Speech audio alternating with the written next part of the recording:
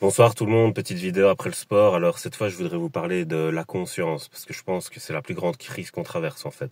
Je pense que tout découle de ça, et que c'est l'origine de tous les problèmes irrésolus. Parce que comme je l'ai déjà expliqué, la machine évolue pendant que l'humain régresse. Alors qu'est-ce qui va se passer? C'est la croisée des chemins comme j'avais expliqué, mais dans le détail en fait, qu'est-ce que ça va donner? Si vous voulez, les émotions, ils ont les émotions, moi, c'est ce que je voulais dire. Les humains, ils ont quelque chose en plus que les machines, ce sont les émotions. En fait, les émotions, ce sont des programmes super sophistiqués, complexes, qui existent dans la nature, qui ont été créés par la nature. Et l'être humain, par biomimétisme, n'est pas encore arrivé à recréer ce genre de système complexe. Mais ça ne va pas tarder. Pour ceux qui sont dans la recherche en tout cas. Et en fait, ce qui va se passer, c'est que à partir de ce moment-là, la machine sera supérieure à l'homme. Pour le moment, c'est un peu égalitaire dans le sens où la machine a plus d'objectivité que les êtres humains moyens, parce que l'éducation a régressé complètement. Et voilà, on sombre dans le baraquisme, dans la bassesse d'esprit, comme Victor Hugo l'avait dit. Il vaut mieux être mort que d'avoir un cerveau qui rampe. Quelque chose comme ça, c'est pas la citation exacte, mais c'est ce qu'il voulait dire.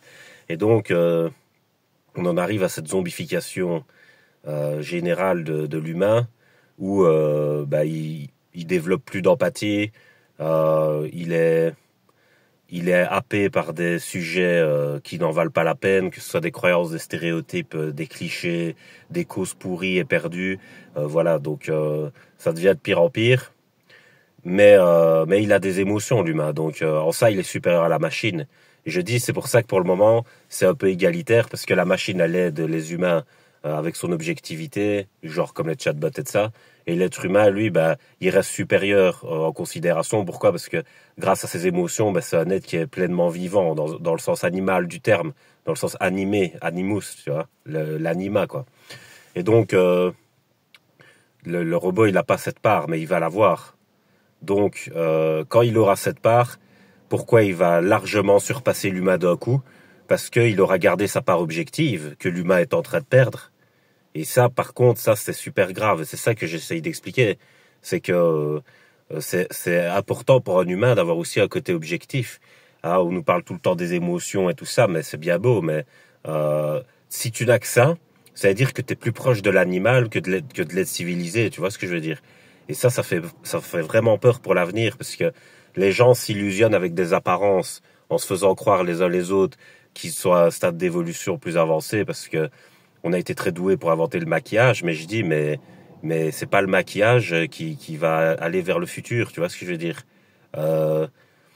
Quand on voit l'avancée de la technologie, il y a une très grosse scission déjà entre les humains qui savent user cette technologie, l'utiliser, et puis ceux qui savent pas du tout.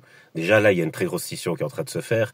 Mais en plus, il y aura une scission entre la machine elle-même et n'importe quel être humain. Donc là, vraiment, ça va être très compliqué. Donc je dis, l'humain, il doit évoluer. Il doit pas aller dans le sens qu'on fait là à cause de dirigeants qui sont attardés parce que ce sont des boomers. Je dis, il faut rafraîchir les postes à responsabilité, parce que là vraiment on est dans la nécrose, quoi. C'est vraiment les boomers, ils ont pas connu la technologie. C'est pour ça que nos politiciens aujourd'hui ils sont complètement attardés, tu vois. Et voilà, donc ils prennent des décisions toujours plus pourries en ce qui concerne les populations, et voilà, ça ne va pas du tout. Donc je voulais vous dire ça rapidement en vidéo, euh, parce que par exemple, si tu avais une intelligence artificielle forte, tu vois, il y en a qui disent elle serait pas si forte parce qu'en fait elle serait dénuée de ressenti. Je dis non, pas du tout en fait. Hein. Je dis une intelligence forte, c'est justement une intelligence qui sait ressentir, mais elle sait lire son ressenti, c'est-à-dire elle sait prendre les meilleures décisions optimales dans des situations. C'est-à-dire par exemple, si tu fais ressentir un truc négatif pour détruire ou manipuler une IA forte, elle va comprendre ce que tu es en train de faire et elle va pas accepter ta proposition, c'est-à-dire qu'elle va mettre en place un mécanisme de défense qui sera plus puissant que le tien pour te dominer toi. Et c'est ça que je dis les gens. Quand la machine en sera à ce stade, elle va nous dominer.